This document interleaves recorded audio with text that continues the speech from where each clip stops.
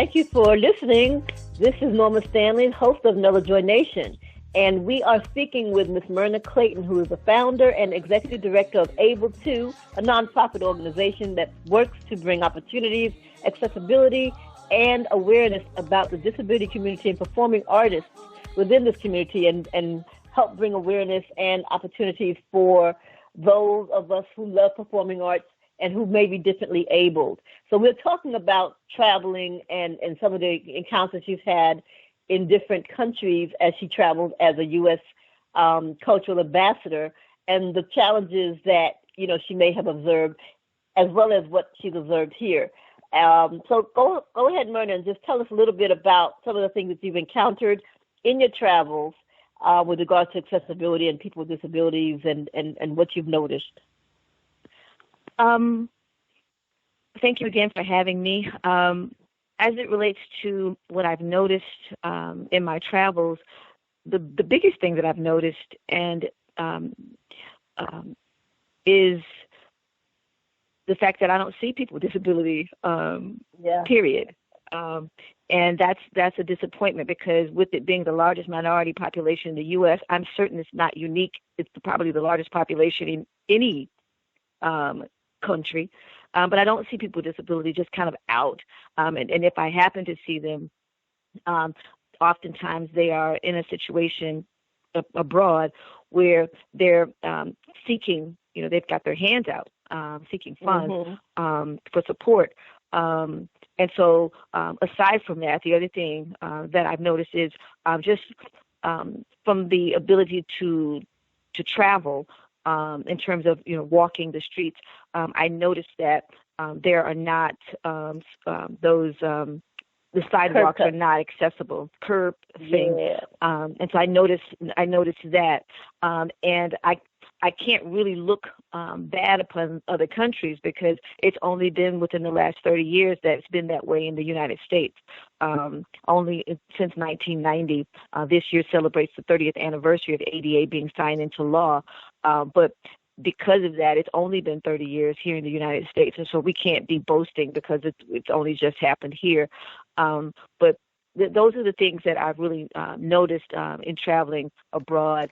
In addition, from a performing standpoint, staging. The stages are not accessible for artists. If they're accessible at all, it's more for the equipment, more so than the artist. And I say that because if it were thoughtful of the artist, then the green rooms would be accessible. Then the tech rooms would be accessible. They are not. And so they're not thoughtful of the staff or the persons that will be performing on stage. It's more for accessibility of equipment.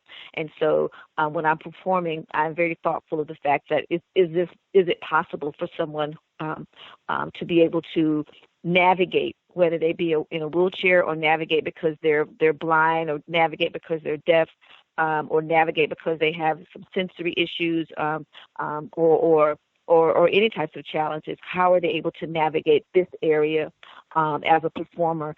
And then secondarily, for me, because as an artist, I'm thinking about the show first and then the audience second, then is the audience able to experience a very good time, and is the audience area thoughtful of the paying population, because a person that has a disability, they're going to pay the same ticket price. They don't get a discount.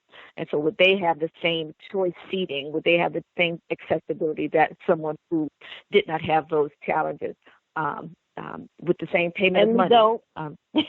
Yeah. We don't, because as somebody who travels with my child in a wheelchair, they may have maybe a few seats or places where you can put the wheelchair and you can sit with your caregiver or your friend who came with you, but there's very few. And it's very few, and it's also, if there's a chair that's beside you, if, I specifically say if, it's really for one. And so if you want to come as a family, you can't sit together. You cannot. Exactly.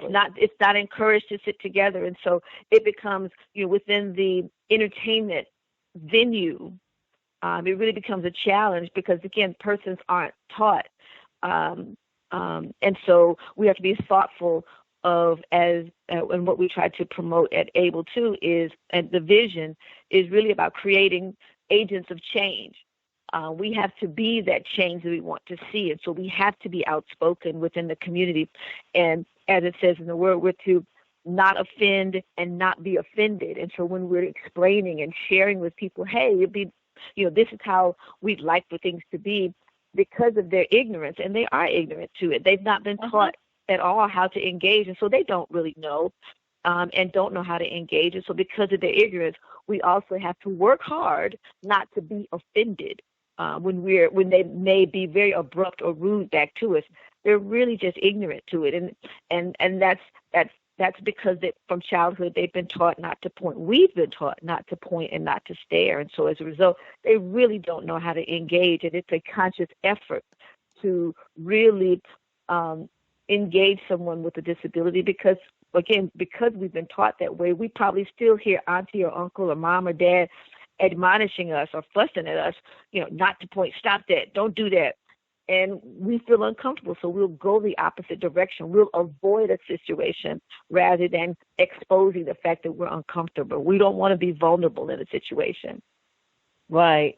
And part of what I love about what your organization is doing is you are, like you say, leading people in understanding that they have to become enlightened, they have to become sensitized, they have to be aware, not just from even the area of arts and culture and performing arts, but also from the employment side, creating opportunities and exposing young people. We're going to talk about that, your career days, some of the things that you guys do as part of Able to sensitize and educate the younger communities, the students in elementary school all the way up, about the disability community and careers that some people with disabilities have.